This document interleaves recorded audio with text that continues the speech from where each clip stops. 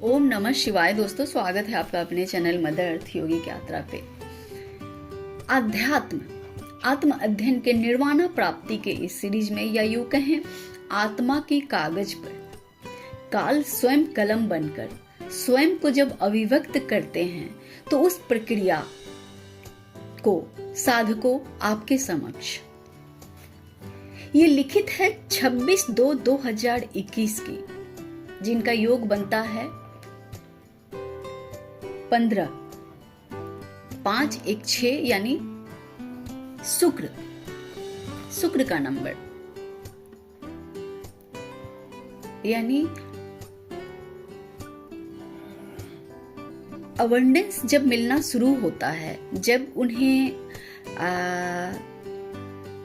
ज्ञान की प्राप्ति होती है, जब उन्हें कई प्रकार के अबंडेंस में, जब उन्हें निर्वाणा प्राप्ति के जो समृद्धता है जब वो मिलती है, तो एक साधक क्या महसूस करता है। उनकी डायरी आपके समक्ष। पहले सृष्टि के शुरुआत में ब्लैक होल नगण्य था। जैसे इंसान के जन्म के समय वो अपने स्वाभाविक ऑरा के साथ जन्म लेता है।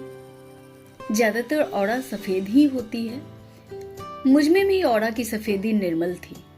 नव यौवना जब अपने चरम पर थी तो अंधकार की जगह ही नहीं थी।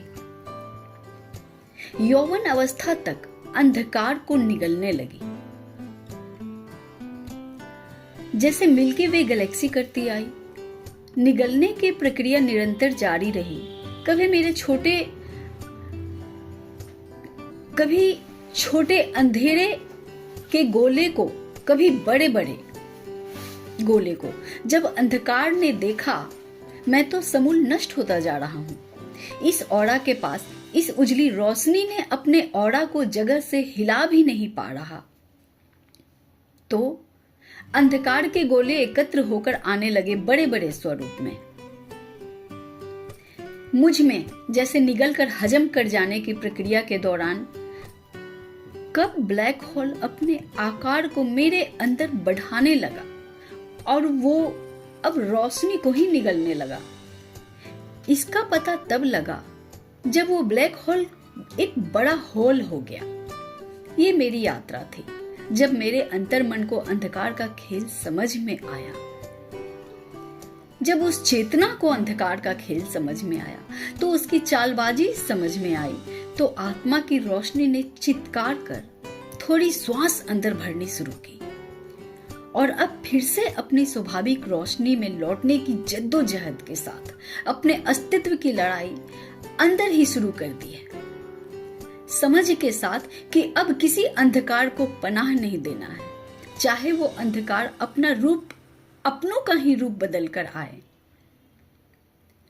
और अब अंधकार को उगलने की चेष्टा में काफी तकलीफ हो रही है, मुझे समय लग रहा है। अपनी स्वाभाविक और निजी अस्तित्व को ही पाने की कोशिश में आत्मा ने अपने ही शरीर को और मस्तिष्क को लगातार काट काट कर बाहर करती जा रही है। और बाहर करते जाने की प्रक्रिया बहुत तकलीफदेह है। अनगिनत बार मृत्यु की प्रक्रिया की तकलीफें से गुजरना पड़ता है। अनगिनत बार मृत्यु की प्रतिक्रिया की तकलीफें से गुजरती हैं और गुजरती आ रही इस विश्वास की ताकत के साथ कि मैं अंधकार को पूरी तरह उगल कर अपने अंदर स्वाभाविक साम्राज्य को पुनः स्थापित कर लूंगी। इस प्रक्रिया में एक बात अच्छी है कि इस जीवन में ही बार बार जन्म और मृत्यु से मुझे आजाद हो जाना है। इस एक जीवन ने मुझे कई बार जन्म दिया और कई बार मृत्यु। वो इसलिए कि मैं जीवन और मृत्यु पर विजय पा सकूं। इस हौसले के लिए धन्यवाद है शिव।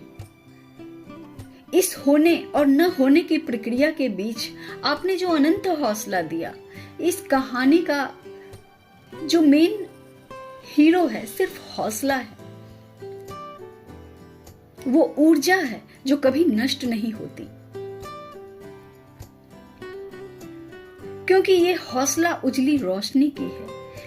ये आप हो मेरे अंदर, जिसमें अंधकार के लिए कोई जगह नहीं। किंगडम ऑफ शिवा, परम ईश्वर का साम्राज्य। तो एक ये डायरी थी, डायरी के लेख थे, साधक के डायरी के लेख थे।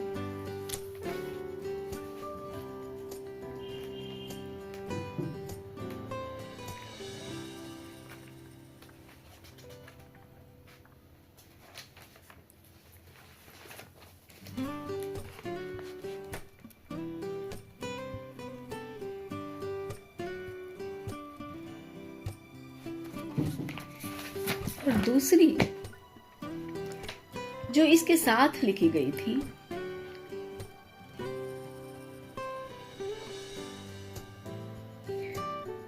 कुछ छूटना था शेष, क्योंकि कुछ बातें थी शेष, कुछ नाज नखरा था शेष। तकलीफ देह है तुमसे बात यही खत्म करना, तकलीफ देह है तुमसे जन्मों के रिश्ते खत्म करना, तकलीफ देह है खुद को नहीं बनाना, पीड़ादायक है तुम्हें उसी रूप में स्वीकारना। पर सब कुछ छूटकर कुछ बकाया है मुझ में, क्योंकि कुछ छूटना है शेष। मेरे शिव का बुलावा आया है, कहते हैं ये बकाया तुम्हारा मेरे पास है, तुम्हारे पास किसी का कुछ शेष नहीं, चलो मेरे साथ। मैं क्यों सोचूं किसी को चुकाऊं या शिव के साथ जाऊं। मैं पड़ी हूं अभी तक यही, जिनमें दम ज्यादा होगा वही मुझे बुला लेगा।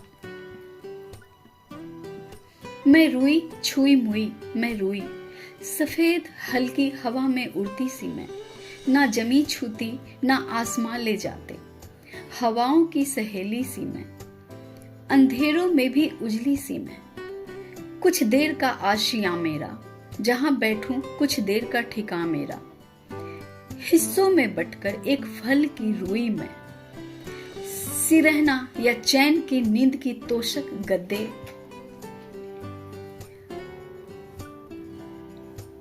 अब इसे पाने को पेड़ लगाना होगा, सींचना होगा, फिर ढेर सारी मेरे हिस्से को इकट्ठा करके, ढेर सारे मेरे हिस्से के फलियों को इकट्ठा करके मन माफिक सजाना होगा। छुई मुई मैं रुई। फिर मिलती हूं मैं आपसे अपने अगले वीडियो पे, तब तक के लिए ओम नमः शिवाय।